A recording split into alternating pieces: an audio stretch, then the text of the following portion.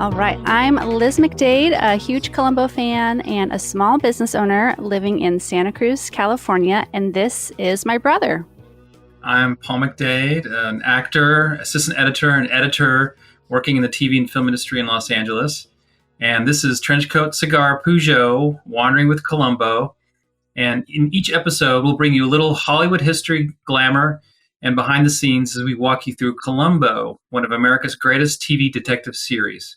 And today we have a very special episode. We have with us Glenn Stewart, who is the author of Columbo Explains the 70s, a TV cop's pop culture journey.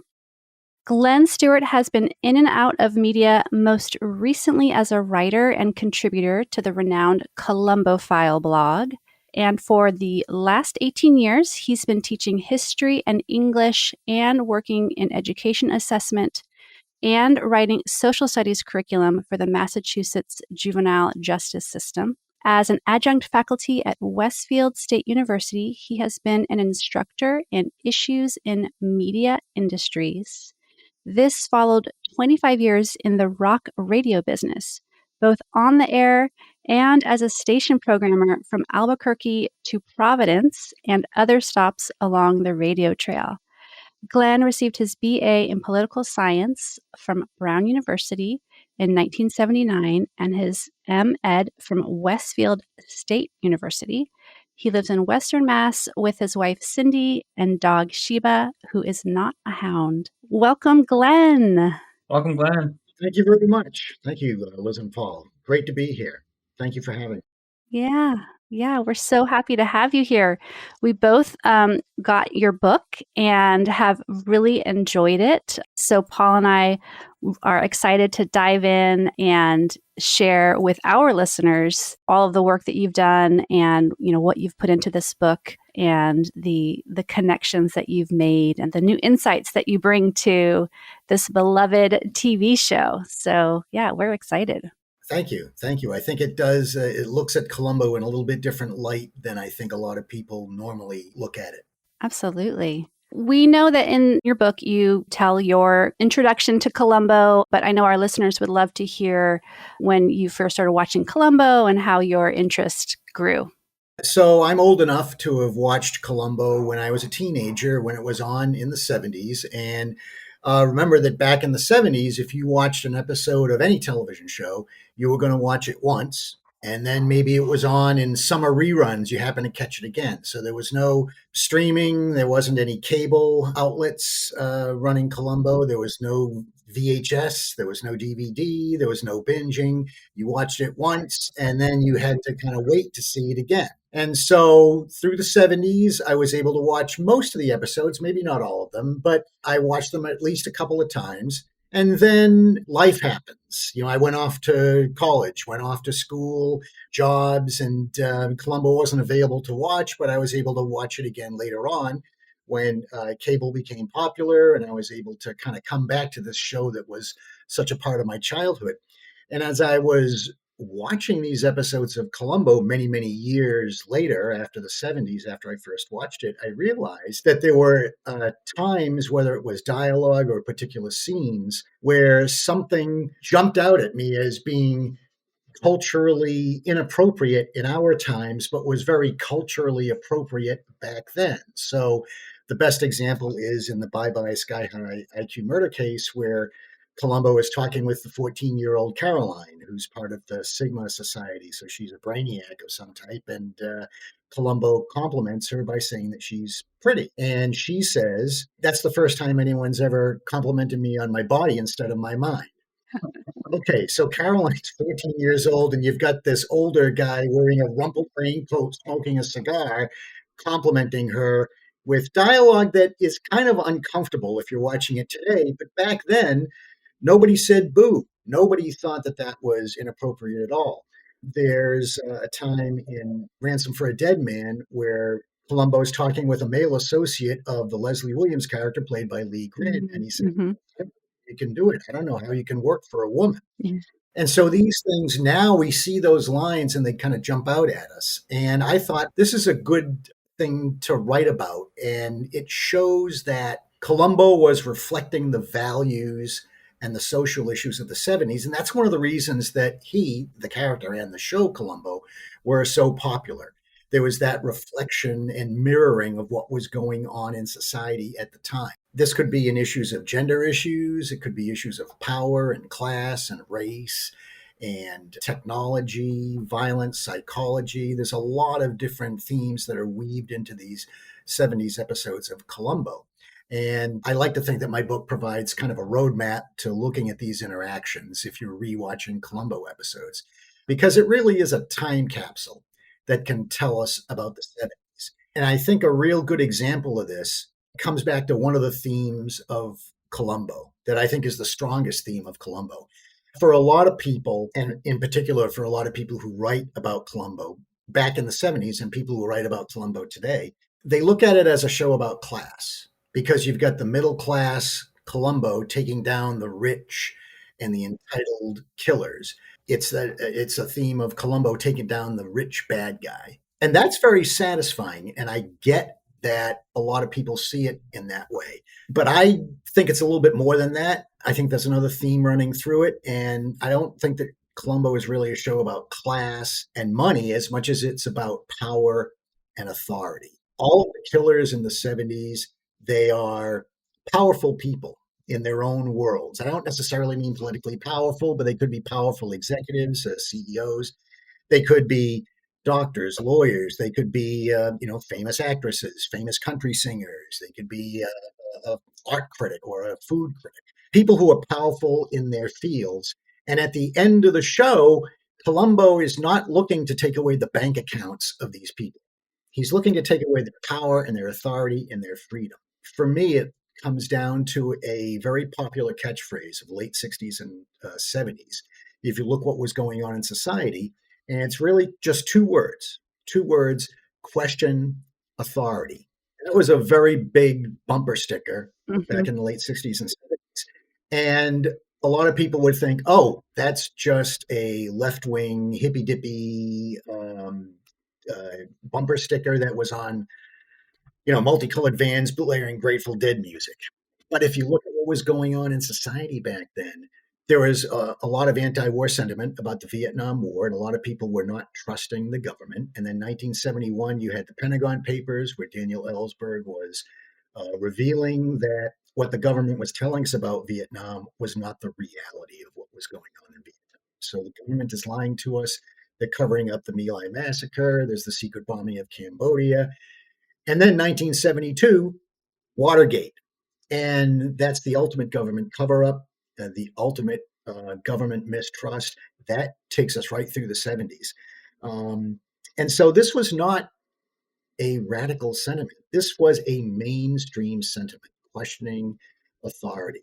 And the way I like to describe it is that Columbo was looking for the social injustice of people getting away with murder, not the social inequities of people getting away with capitalism. So that's a long way of tying the major theme of Columbo into what was happening in the 70s. Yeah. I think what we had mentioned earlier before we started recording that the Identity Crisis episode has that big scene between him and McGoohan showing off all of this wealth that he has. And right there, Columbo, could care less about that. But I don't think it's a class thing, like you're saying, in terms of him better than, like wanting that, or let me take away his money. Yeah. I mean, a lot of times there is certainly an intersection of the rich and the powerful, Right. but it's the rich part of it, the money part of it is not what Columbo is going after. Right. Even though that's a large part of a lot of these episodes as well. And I think that McGoohan example that you give is a very good one. McGoohan's not showing off how wealthy he is. McGoohan's showing off how powerful he is in that scene. That's true. Yeah. All of his connections, his network and experiences, all of that. Yeah. I was going to ask, do you remember how you felt the first time when you were a teenager watching those episodes? I was hooked by the writing. It was kind of thrilling to watch. I enjoyed the Columbo character, of course, as well, but it wasn't the characterization as much as it was the plotting and especially the gotchas. Um, those were the things that kind of jumped out at me as I was a youth watching the show. A lot of my favorite episodes of Columbo have great gotchas. My top Columbo episodes over the years, top 5 or top 10 episodes, continue to change depending on what day or week or month you ask me what those episodes are. Um, but I noticed that all of those favorite episodes have a great gotcha in them. And so my top episode is Suitable for Framing with Ross Martin. And Oh, cool. that's forever going to be my top episode of Columbo. But other episodes that I like, Double Exposure, Negative Reaction, A Friend Indeed, all of these episodes have great gotchas that are unexpected, and they're ones where the villain is completely gobsmacked at the end of it and completely stunned that he's been found out. A Friend Indeed is one of my top two as well. I love that one. Such a good ending. Also, Glenn, when you were watching it then as a teenager for the first time, did you ever talk about it to friends? Were other friends watching it? Do you remember? I may have, but I don't recall specifically where I was talking to friends about that. Another question we have here is about your research process. Your new book is full of references to books, TV interviews, magazine articles, other people's writing about Columbo, and more. How do you go about getting all of these? How do you choose stuff, to reference? How does it stick out to you to want to reference it? Well, in high school and college, when I was writing papers, it was drilled into me that if I was going to have an opinion on something or if I was going to make a statement, then I needed to back it up. And so therein lies what I need to do as far as evidence. And back in the old days, we would roll up our sleeves and we would go from library to library, and we would get through the Dewey Decimal System, and we would hunt through the stacks and get that information. But now, obviously, it's a lot easier to get information, and I would call it creative Googling. So if I was looking for something to back me up, I would Google in different ways to try to find the source that I need. There is a lot of information that is available on the internet. I mean, that's self-evident, but even just in the way of magazines, old TV guides, books, they are available. And then once I would get a particular source, I might see other sources in their footnotes that source was using. So it would be like pulling a thread. And so I would see one source, which would lead me to another source, which would lead me to another, and I would gather my information that way. So it's fun, but it does take some persistence to get that information sometimes. Yeah, I was really impressed with the depth of research that's in this book. And, Paul and I talk about Columbo and we read about Columbo, but you had all kinds of additional, like so many amazing nuggets that you found that I had never, I didn't even realize that there were, other pieces written on him that, I was completely unaware of. So yeah, it was really great to see all of the scholarly work that you put into this book, and then that there's other scholarly work out there that you found on Columbo. Thank you. I think some of that was more scholarly than others, but less scholarly than others as well. Yeah. Yeah, the anecdotes too, like the Trivial Pursuit one, I thought was really, really interesting, where the guy tried to sue the company, but just being able to formulate. I mentioned earlier, when I was younger, not that much younger, but maybe college, so I'm 54 now, my dad had mentioned to me how smart Columbo was, something about Columbo being just knowing exactly what he's doing. And I thought my dad was like, I was thinking to myself, this is just a TV show. What are you talking about? He's just like this. He's just this guy. It's just a cop, a cop show. And now, as time has gone on and I'm like really looking at the show, I'm like, this is what he's talking about. He's like what you mentioned, the psychology and just like laying down these brilliant pieces to bring in and capture and let the villain reveal things. And I like how you point that out, but you're able to do that in a way, I think that's very clear. And it's something a lot of people who are younger probably would be like me and not get that. When you like might like enjoy the show, but you really point that out, and it's wonderful the way you did that. Well, I wanted to provide a context for people to understand what was going on in some of those episodes, whether that was what was going on with technology at the time or what was going on socially, what was going on in the women's liberation movement. So there is a little bit of history in there, but I don't overdo it. At least I don't think I do. It's 90% Columbo and 10% history. Yeah, But you mentioned about, what your father was saying and the intelligence of the show, and that's one of the reasons I wanted to write this book too, because it takes a little bit of a different angle on the show, and the show was always an intelligent show. It was an intelligent show. It was made by intelligent people, made for intelligent people to watch, which is why I think it's worthy of intelligent discussion, which is what we're having here, and which what I humbly think the book is trying to do.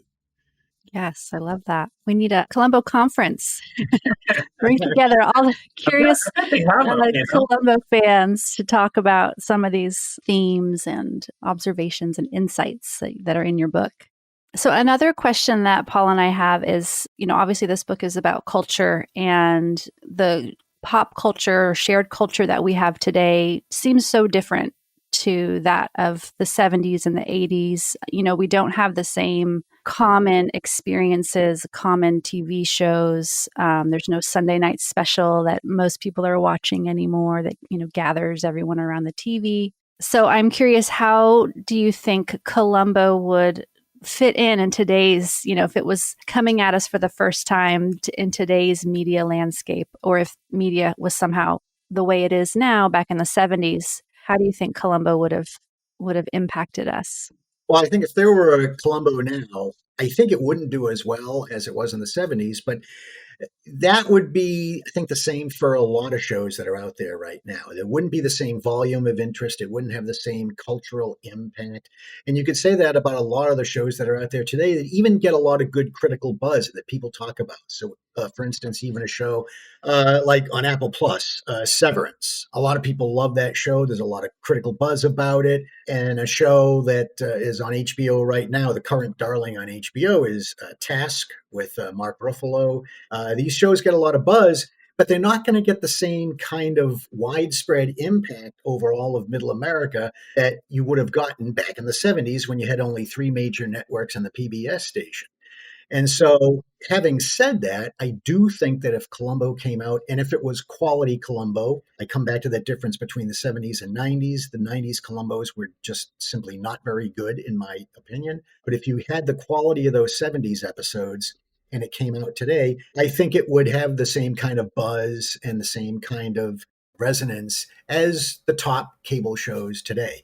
I don't think it would do as well as Columbo in the 70s, but I think that Columbo today would do certainly much, much better than it did in the 90s. And a lot of that is because of the concentration of, other shows and other streaming platforms that you have to deal with.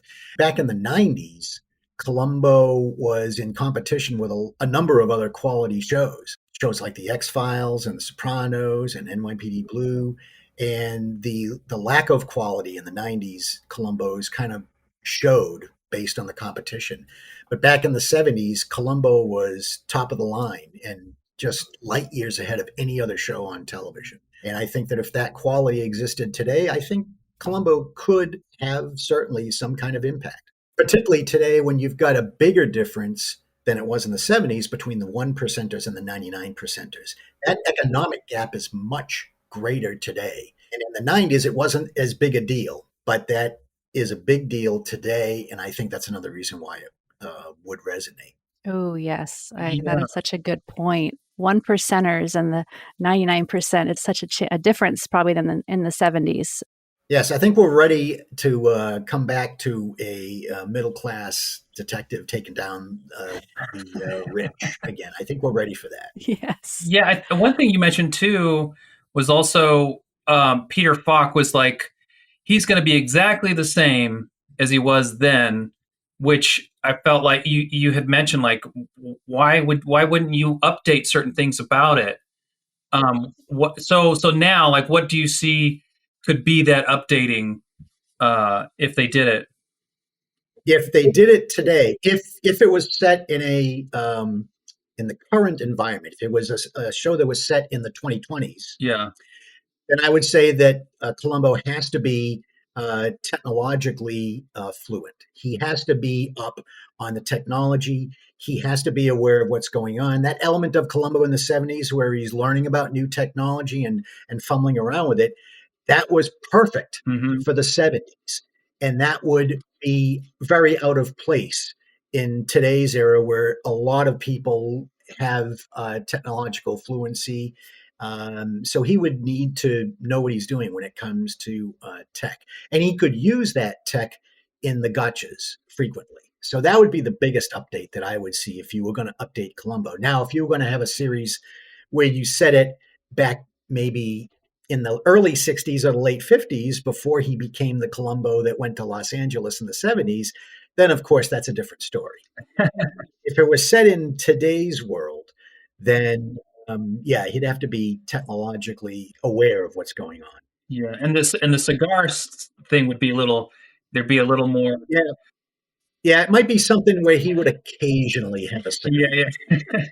About it, but yes, the constant that being a constant presence might be a little off-putting today. But that could be funny too, where he's like maybe he forgets, like, oh yeah, no, I can't do this. Right. This is like. Yep. Yep. Another question we have is tying back into the technology, media technology, and the manipulation by different Columbo villains. I was thinking like you could teach a college class or something that you could tie in at least for a chapter with that, how Columbo shows you how things work. And it's instructive and informative, which I think now it's like I have to get my kids to show me stuff sometimes. Like, how do I do this with my phone? So I think there's a lot of different things there, like how the scriptwriters put it in there. It's strong writing. Do you want to talk a little bit about that? Well, I think that Lincoln Levinson made this a theme and a part of Columbo right from the very beginning. I think this is a very important function of Columbo in that era. This was the decade that the Future Shock book came out by Alan Toffler.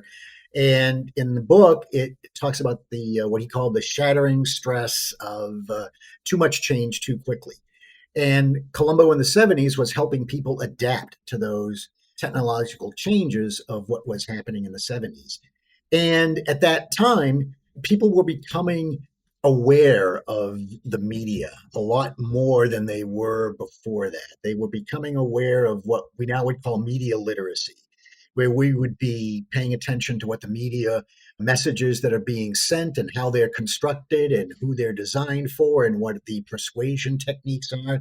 This was just starting to pick up steam in the 70s. And Columbo, I think, is the first television show to, without using the phrase media literacy, Columbo was explicitly talking to us about how media can be manipulated and how media can be formed to help or hurt.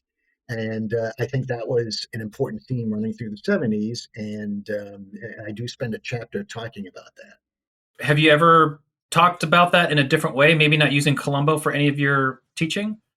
No, I haven't really looked at that in a different way. But yeah, that would be an interesting subject to talk about in the classroom.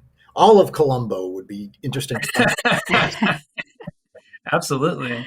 Yeah, you're gonna teach a Columbo class coming up, I hope, Glenn. No, I would be. Yeah, I'm open to invitations here in Massachusetts or Connecticut. If anyone wants to invite me, I'm here. Yep. We're just talking about leads into something else that Paul and I want to hear more about is this future shock. So you mentioned the book, you talk about the book and its tie into Columbo. And for our listeners, they might remember that Sergeant Kramer mentions future shock in one episode of Columbo. A friend indeed. A friend indeed, yes. Yeah, absolutely. So maybe you could just share with us, what is future shock and kind of how this ties into some of the main themes in Columbo. Well, Future Shock, book by Alan Toffler, and this was a very hot topic. Toffler was on all the talk shows. The phrase future shock was a cultural catchphrase. He invented the phrase information overload. The book was predictive of a lot of the things that we see today, predictive under different names, of course, but things like YouTube and climate crises and gay marriage and telecommuting and virtual workplaces. All of these things were predicted by Toffler. And I think this had a great influence on Lincoln Levinson as well, because they used this as a theme very early on in Columbo, and they created Mannix back in 1967, Levinson and Link. And what a lot of people forget about Mannix is that the first year of that show was about the detective Joe Mannix, played by Mike Connors, and he was in a corporation with a lot of other detectives, and they depended on computers and data to operate their detective agency. And that was a theme that was then scrapped after the first season of Mannix, and then it went to the traditional kind of, tough guy gumshoe kind of show that most people remember. But Levinson and Link's theme was the use of and computers in detecting. So when they put together Death Lends a Hand, they took that same theme and they gave it to Investigator Brimmer, played by Robert Culp. So he's the one who has all the computers and is doing all the investigating, and Columbo has to crack that case. But this was a theme that Levinson and Link, I think, used from the very beginning, and they wanted to show Columbo as someone who is helping people adapt to technology rather than get flummoxed by it, because the book is a kind of a roadmap to how to deal with it, and is trying to let us know that it is something that we do have to deal with as a society. It became part of Columbo's job, both in solving crimes and, letting us as viewers know how to adapt to all of this new technology that was coming at people very, very quickly in the 70s. Yeah, you mentioned one of the actresses who's in Columbo. She did another TV movie or pilot where they witnessed everything through a television set that ties into that. Oh, right. Yes. Back in the days, this was the show Honey West. Oh, that's right. With Anne Francis. And Lincoln Levinson wrote that episode. That episode of Honey West involves television, involves looking at, things through cameras. This was something that was embedded in a lot of what Levinson and Link did with detective shows.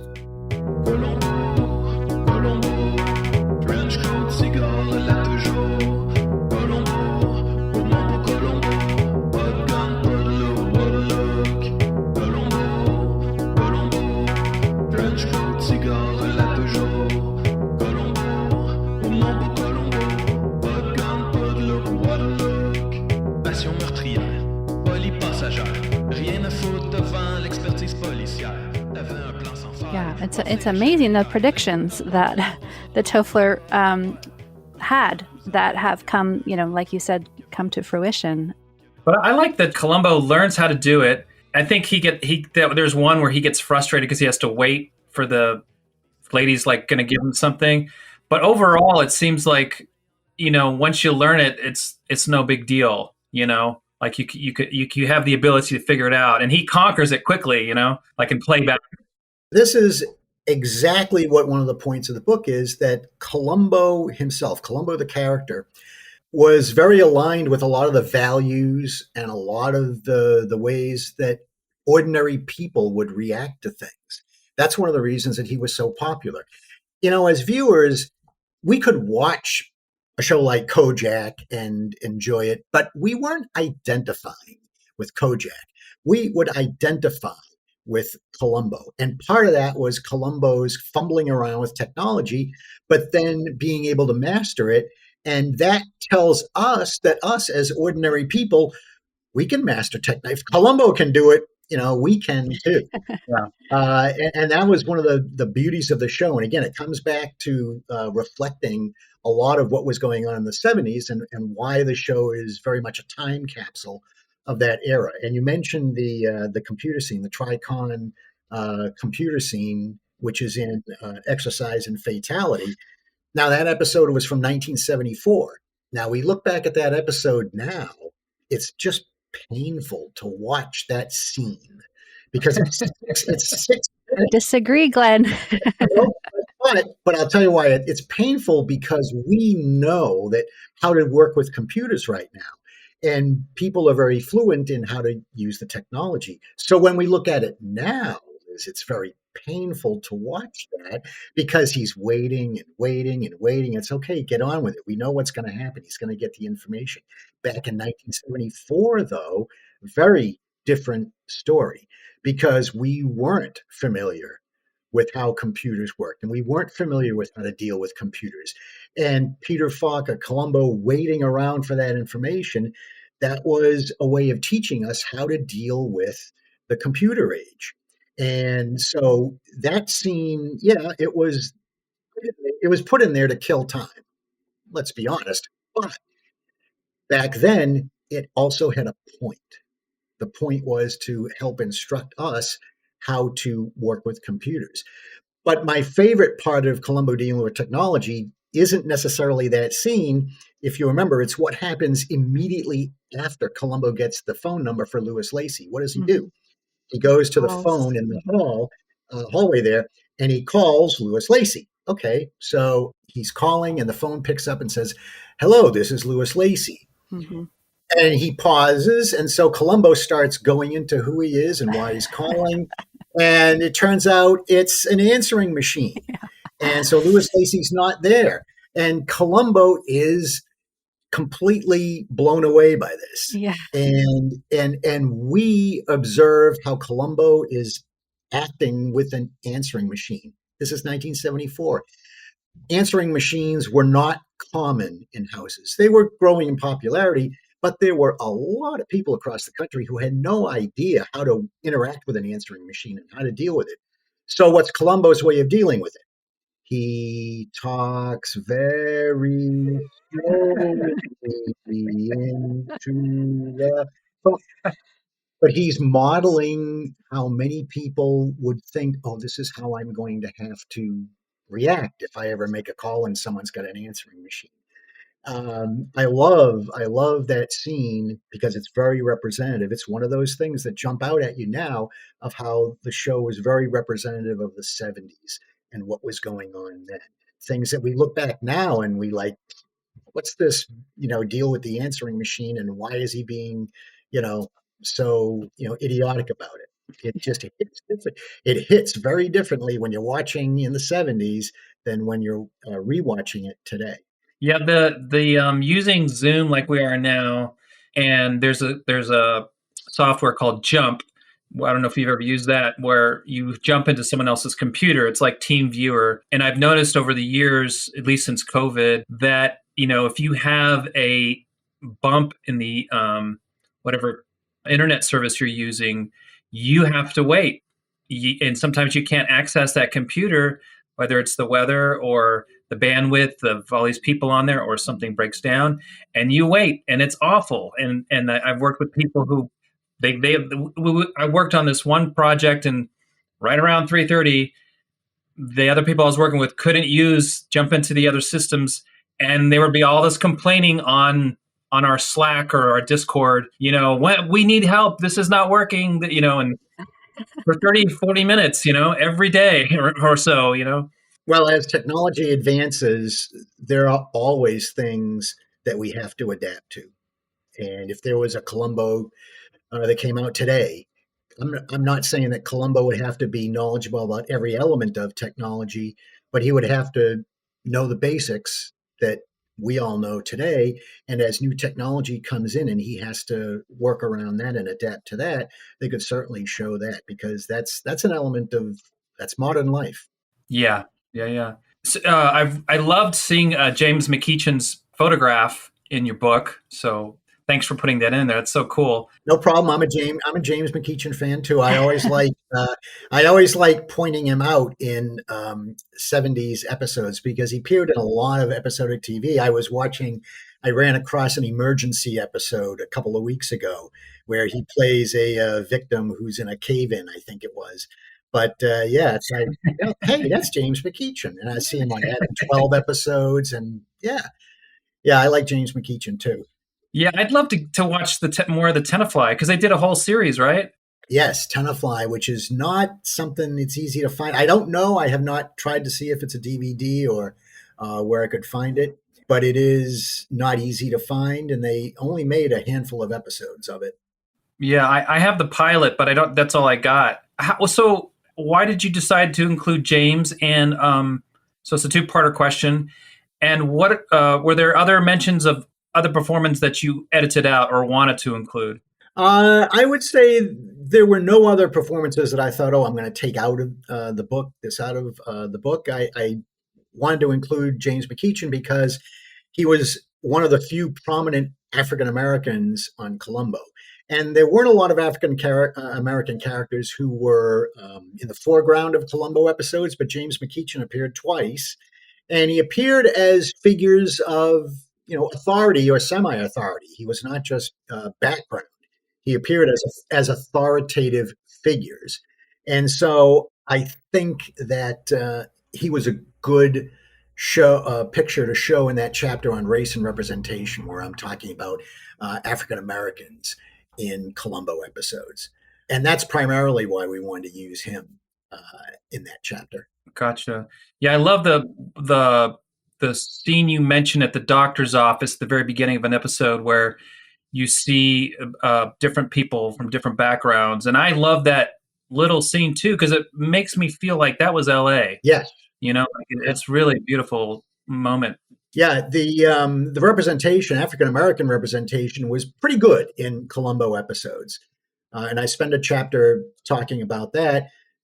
Unfortunately, the representation of Hispanic Americans and other cultures is not probably as prominent as it could have been based on those populations in Los Angeles in the 70s. If you look at the percentages of the population, there should have been more Hispanic presence in 70s Columbo, but a missed opportunity. But the African American presence, I think, was pretty consummate with what was going on in Los Angeles in the 70s. Even though they didn't have a black killer, which I think was a missed opportunity as well.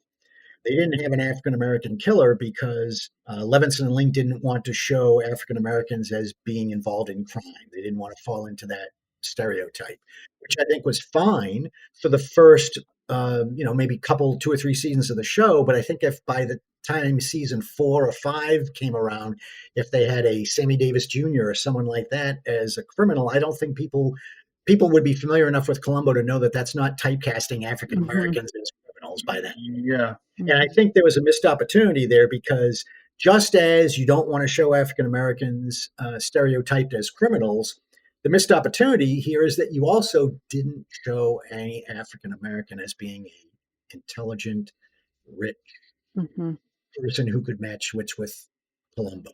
Right. That was where I think the show could have pushed that envelope a little bit more. They had the African American representation that a number of other shows didn't, but I think that was an opportunity for more that they decided not to take advantage of. Yeah. Yeah, there were a few, as you mentioned, there were a few Hispanic sort of detectives that would be on the scene with him in the beginning of the crime scene that I always liked seeing. A couple of reoccurring performers, not as the same character, but like Liz and I, we're always paying attention to the background actors or somebody has one line. It's like, oh, that's that. Like, there's one guy, Jay Varela. It's like, oh, that's Jay Varela again. He's in the one with Hector Elizondo. He doesn't talk to Columbo. He just walks in and he's talking about the crime scene. Yeah, Columbo reused a lot of the character actors and had his favorite retinue of actors that they used. I wonder how did he know Lally? Were they friends? Does anybody know that? I do not know. I think they were friends. And Lally, I think he shows up in some Peter Falk movies as well. I'm not 100% Oh, really? sure. Don't quote me on that. I'm not sure. I think they did have a kind of a close connection. That's cool. Yeah, he's a great find in every episode. So I had a question about you rewatching episodes. Is that something that you were doing just for the book or for the blog, or are there certain episodes that you really enjoy just rewatching just for the fun of it? What's your rewatch process like, I guess? Well, the way it started was as I came back to the show later on after I'd been away from it for a while, I started to watch them, and then I started rewatching them, and that got me interested, kind of reinterested in Columbo, and then I found the Columbophile blog through that, and then I realized, oh, this is some interesting stuff that I could write about, and then I would watch them again to kind of pick up on these themes. And Columbo, for I think anyone, forget about whether someone like me is writing about it. Columbo is a very rewatchable television show because of the what I call in the book the connective tissue of the sets, the direction. I think is outstanding for these Columbo episodes, the cinematography, the writing, the acting from the guest stars, the balance of humor with the characterization and not going overboard on the humor. All of these elements make up the connective tissue of a Columbo, so that even if it's not necessarily a strongly written Columbo or the gotcha is not all that great, you could still rewatch the episode because of all these other elements. And so Columbo for me is an extremely rewatchable show for that reason.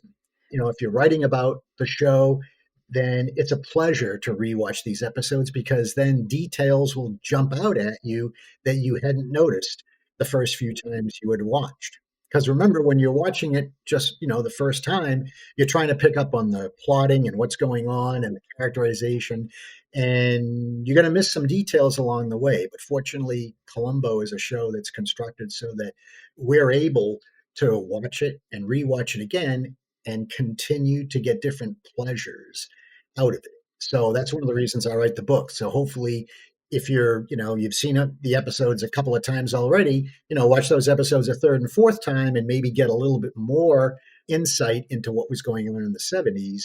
Rewatch the show kind of through a different lens than you might have ordinarily. Yeah, I had to skip over when you hit an episode I didn't watch. I was like, oh, I don't want to. I start to read it, and I was like, oh, I'm going to go through that, few of those paragraphs or whatever. How did you get access to scripts? So you looked at some of the original scripts? Yes, I looked at some of the original scripts, and I got that basically through connections made through the Columbophile blog with some of the other people who were contributors. And through those connections, hooked up with someone who had a lot of these scripts that I was able to look at and kind of make that comparison between what was on the printed page and what actually came out in the episode. And sometimes that can be very, very instructive. Either something that's on the printed page doesn't happen on screen, or something happens on screen that never was in the printed page. And that can be an interesting comparison. Yeah, I like that. I thought that was really cool because you showed how it was. At least a couple times I read where they did something very different than what was on the page. Either it was McGoohan or somebody else. I can't remember what you had mentioned. It was the delivery of response to something, But yeah, I love that you were able to see that. Did you find that a lot when you were looking at that stuff? Not often, but often enough to be interesting and to let me know that I should, be paying attention to the script that I'm reading and recall exactly the way it came out on screen. I had the sense, Liz and I have had the sense that there was a lot of improvising between like Culp and Falk. Is that true? Because I felt like it was, but I don't know for sure. I think there was some of that, but I also think that because Falk was a perfectionist, what they would do is they would kind of rewrite a lot on set. Falk would want to rewrite different things and do it in different ways. There was some improvisation. So, for instance, in the most crucial game, the line where Columbo is talking to the lawyer and asking him where he got his shoes, that was completely improvised by Peter Falk. Oh, Jagger, yeah, yeah, right. And then and Dean Jagger kind of picked up on that, and they kind of just left that in there.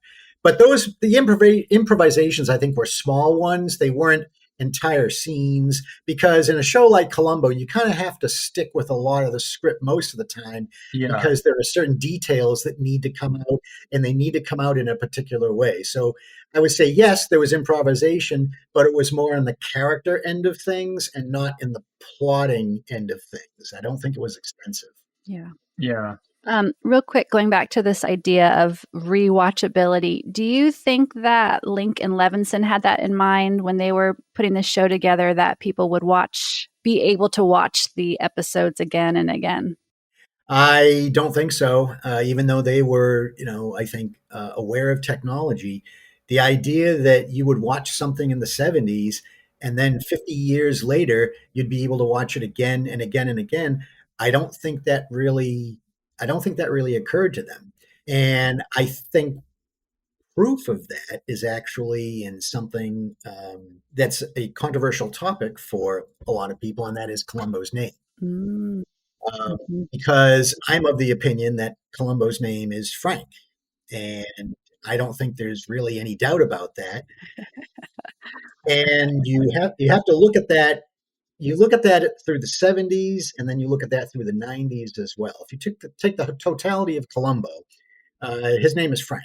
I mean, there's no doubt about it. But if you look at it starting in the 70s, Columbo wasn't meant to have a name, Mhm. a first name. It wasn't meant to be ever said to anyone. But then you had a prop person who created a Columbo badge, which was inserted in post production. This would be after the actors had all done their scenes and everyone had gone home, and you had to produce the show, and you had a prop badge that said Frank Columbo. So Levinson and Link and Peter Falk all said, "Oh, that was a mistake. That shouldn't have gotten in there. His name really isn't Frank. We don't know what his name is." And that prop badge shows up a couple of times in the 70s. And, I can accept that explanation. But then if you look closely, and I rewatched this part of the episode last night just for the podcast today. Uh, Go back to Etude in Black, Mhm. which was the first episode of the second season. So pretty early on in the run of Columbo. And Peter Falk as Columbo goes up to the mansion of Alex Benedict, and he introduces himself to the manservant played by Pat Morita. And Pat Morita is not really understanding who Columbo is, and Columbo is trying to explain it to him. Well, Columbo, Peter Falk pulls out the badge that says Frank Columbo. He looks at it. He shows it to Pat Morita. He looks at it again. He points to it. It's hard to say that Peter Falk didn't realize he was holding a badge that said Frank Columbo. Now, to be fair, and to get back to the point about the technology didn't exist back then for people to freeze Mhm. frame things. If it had been there, and I think if Lincoln Levinson had been aware that that technology was going to be there, they would have really been on top of the game there, and would never have let that prop badge get in there, because one of the reasons it got kind of blown off was because the technology didn't exist to really observe that Frank Columbo name very quickly and very thoroughly. So it was kind of brushed aside. Now you get to the 90s. In the 90s, you've got VHS, you've got the ability to freeze frame. By that time, everyone knew that Columbo was not supposed to have a first name that we would know. Everyone knew that. And yet, in the 90s, there were at least three separate occasions where Peter Falk holds up the badge that says Frank Columbo. And it's, after a time, if the show had ever said once in the 70s and 90s, if they had ever said, "Oh, hey, Joe, how's that case coming that you're doing?" We would have all said, "Oh, there it is. They said the name Joe. Mhm. His name is Joe Colombo." And the mystery would have been gone. But yet, we've seen the name Frank on screen on his identification badge at least 6 times through the 70s and 90s. After a time, you just got to say, "Hey, they're trying to tell us that his name is Frank Columbo." Mhm. And I understand why people don't like that, and it's hard to accept that, because the mystery of what is Columbo's name, nobody knows. That's a very attractive story. Mhm. And unfortunately, particularly the 90s, they kind of, bludgeon that Mhm. story. And I think it's pretty clear that his name is Frank. But a lot of people don't accept it, and that's cool. That's okay. That's all right. Yeah, I think I feel like Lincoln Levinson they knew each other since they were kids, and they did magic tricks. I feel like they liked that, mystery of air. Like, Yeah. does he have a wife? Does he, does he have a cousin or uncle or whatever? Like, I feel like those two were such peas in a pod that they kept all those cards, like over here. Yes, this was part of the mystique of Columbo. And there are still people today who wonder if Columbo actually did have a wife. Well, he did, because the way there are some episodes that are constructed, he's talking to someone on the phone who he's identifying as a wife, and there's nobody else around. It's just us Right. watching. So, yeah, folks, he did have a wife. Now, did he have all, or he would have been a crazy person, just, been talking to random people and calling them his wife. Now, did he have all those relatives? That's arguable as to whether he had all the relatives. I think he had some of those relatives, but maybe not all of those relatives. And certainly Lincoln Levinson wanted to keep that air of mystery. And Peter Falk did too, by the way.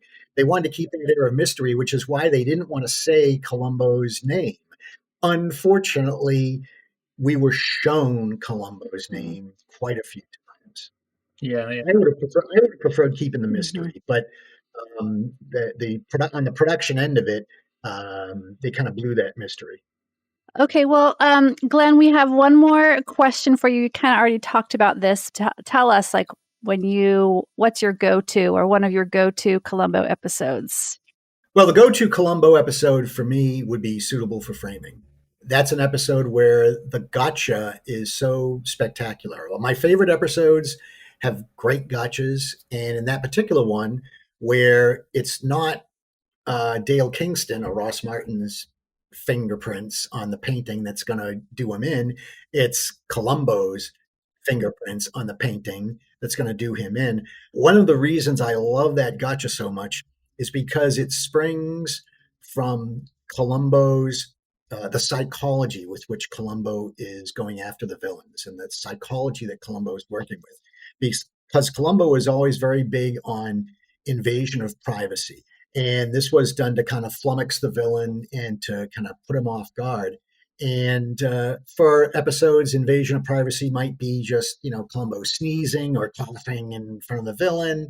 It might be just following the villain around from place to place to place, from lunch to the office to the spa to the bar to the sports game, following him around. That would be an invasion of privacy. In this particular case, the invasion of privacy is Columbo falling asleep, whether real or imagined, falling asleep at Dale Kingston's place. And then when Dale comes in with his art bag, putting his hand into the bag. Now, at the time he did that, Columbo wasn't thinking, oh, that's going to be useful as evidence later on when I nail him for murder. He was just invading his privacy. He was just doing what he always does, invading the privacy of the villain. And it turns out later on, Columbo realizes that could be used against him. And that's one of the reasons I think that the gotcha that flows from Columbo's psychological manipulation of Dale Kingston. That's why I love that gotcha so much. And I have to say that my favorite episodes also have great reactions from the villains at the end. Ross Martin's reaction at the end of that is just spectacular. I love the reaction of Robert Culp in The Most Crucial Game when the tape is played and the clock doesn't chime, and the look on Robert Culp's face is absolutely priceless. And we know that he knows that we know that Columbo knows that he's been caught. Now, if you go to court and Robert Culp, the Paul Hanlon character, they go to court, the clock not chiming on that tape, they're going to find 37 different ways to explain that away. That's not exactly an ironclad, legal reason to catch Robert Culp, but that's not the point of Columbo. One of the points I bring out in the book is that a legal way of catching the killer that's going to hold up in court, that's great.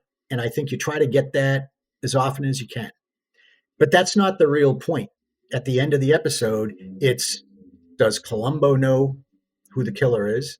Does the killer realize that Columbo knows who the killer is? And do we, as the viewer, realize that the villain knows that Columbo knows that he's the killer? So you've got three people that this is important to the viewer, Columbo and the killer, and the 12 people in the jury Right. box. If you could imagine, that's completely irrelevant Mm-hmm. to Columbo. A lot of people, might rag on Columbo because these touches at the end, you'd be able to, explain them away in court. And Columbo hasn't really caught the killer. Totally not the point. Right. We're not watching Law and Order. Right. We're watching an episode of Columbo, and it's between us. And the killer knows that Columbo knows. End of story. Drop the mic right there. That's it. Yeah, absolutely. I also love those. Those are some of my favorite episodes when there's that reaction from the villain. Right. It's just so satisfying as a viewer. You're like, yes, he got him, and the villain knows that he got him, and we get to see him realize. It's very, I love that too. Right. And then and the rare episodes where the villain doesn't want to recognize that someone close to the villain recognizes that. So the Gina Rollins character in Playback, when the Oscar Werner character doesn't want to admit that he's the killer, the Gina Rollins character totally realizes it. And that's the important part right there. There's a small handful of episodes where it's someone close to the killer realizing that the person they know so well is the villain of the episode. I like that you mentioned the Culp double exposure when he has the tear when he's crying, because I love that. That's one of those that's one of those details that you get by rewatching. I didn't notice that the first several times I even watched the episode, but then it just kind of jumped out at me one day. Oh my God, he's crying. There's a tear. There's an actual tear coming out of his eye. What a great detail to add to that you don't need to pick up the first time you see it. Yeah. I thought Culp was great. Like, he gave me a different perspective in him as a performer watching these episodes, because it's like in that one, I felt like he really tried to change his reactions as a person to Columbo. Like, he was a little different. But that was great. Like, that's one of my favorites too, double exposure. Yeah, Robert Culp, I think, he was the villain 3 times, and he played it a little bit differently each time. If you notice, in Most Crucial Game in particular, he's just angry and very completely dismissive, and always, looking at his watch when Columbus. Yeah. But you're right. That's a very good point, Paul. He plays it differently in each of his episodes. Unlike, and I love Jack Cassidy. I love the characters he plays, the smarmy characters he plays, but he was kind of playing the same character each time. Robert Culp varied it up a little bit. Yeah. Absolutely. Yeah, there's so much good. Is there any scenes that you are maybe a side character, not the villain, who you really liked as performing? Side character scenes. I can't think of one off the top of my head. I'm sure I could. The one with Martin Landau, that the lady who watches the house. Oh, with Mrs. Peck. I love her scenes so much. Paul, I'm gonna disagree with you there. I think Mrs. Peck in Double Shock is absolutely one of the most annoying secondary characters in any 70s Columbo. I cannot stand Mrs. Peck. You're not alone. I've read people talking about this. Look at this nice guy. He's trying to do his job. Yes. Okay? Come on. Cut him some slack there, lady. Oh, she's got a bad vibe about him, though, Yeah, she does offer him health cookies, so she tries. True. I love that they had that scene where he's like trying to tell her, I'm on your side. Yes. And then we think there's going to be a détente between them, but then the television acts up and it's back to square one. Yeah. I feel you, though. I know. I think the Columbophile guy, I think he felt the same way, didn't he? I'm not sure. I think most people enjoy the Mrs. Peck character. I think I'm in the minority. Oh, okay. But, yeah, because I remember. But that's okay. Hey, we're having fun and intelligent discussions about Columbo. There's gonna be some disagreement. I think his name is Frank. Some people say no. You're full of crap. Yeah. True. That's fine. It comes with the territory here. Yeah, absolutely. Absolutely. Well, Glenn, thank you so much for joining us and sharing your new book with us. Just as a reminder for our listener, it is Columbo Explains the 70s, a TV cop's pop culture journey. Glenn, where can people find your book? People can find it most any place you can find it online, but most prominently, I would say Amazon, but you can also find it on barnesandnoble.com as well. Awesome. Well, hopefully our listeners will get it and enjoy it as much as we did. So thank you again, Glenn. We really appreciate all of your time. Yeah, Glenn. Well, thank you. No problem at all. You can have me back on the show anytime to talk Awesome. about any episode. I really appreciate being able to present this point of view of Columbo and how he's important to figuring out what the 70s is all about. Thank you very much. Yeah, thank you, Glenn. Absolutely. Yeah, get the book. It's full of information and ideas and anecdotes and stuff from the series. Yeah, there's a lot of great in there. We want to also thank Maxime Gervais for our theme song, Columbo. And this podcast is edited by John Warenas. Thank you, John. And if you'd like to add to our conversation, you can email us at trenchcoatcigar@gmail.com or find us on Instagram at trenchcoatcigar. And Paul, just one more thing. Yeah. Yeah. Thanks for listening. Yay. Thanks, Glenn. Trench coat, cigare, là toujours. Columbo, oh mon beau Columbo. Pas de gun, pas de look, what a look. Columbo, trench coat, cigare, là toujours. Columbo, oh mon beau Columbo. Pas de gun, pas de look, what a look. Passion meurtrière, folie passagère. Rien à foutre devant l'expertise policière. T'avais un plan sans faille, pensez à chaque détail. L'inspecteur Columbo pensera toujours en dehors de la